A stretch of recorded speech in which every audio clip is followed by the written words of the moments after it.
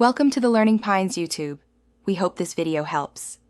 You start by powering the console and sliding each new Joy-Con onto the switch rails. Do this now. Align the rail grooves, then push the controller firmly until you hear the click. Once attached, the system recognizes hardware and initiates pairing automatically, so make sure each Joy-Con is fully seated. You do not need extra menus at this stage.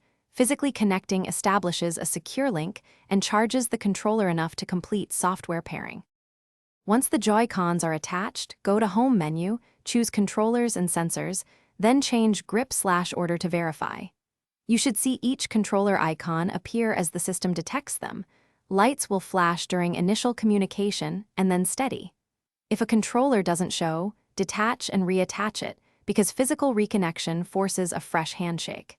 Make sure you watch the on-screen prompts. They confirm the orientation and assign left. After the icons appear, gently slide each Joy-Con off the rails and test buttons and sticks in System Settings, Controllers, and Sensors so you confirm functionality.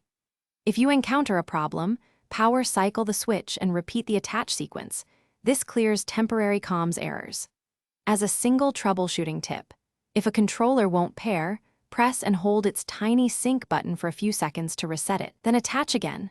Most failures are low battery or a missed physical contact, and repeating the attach fix.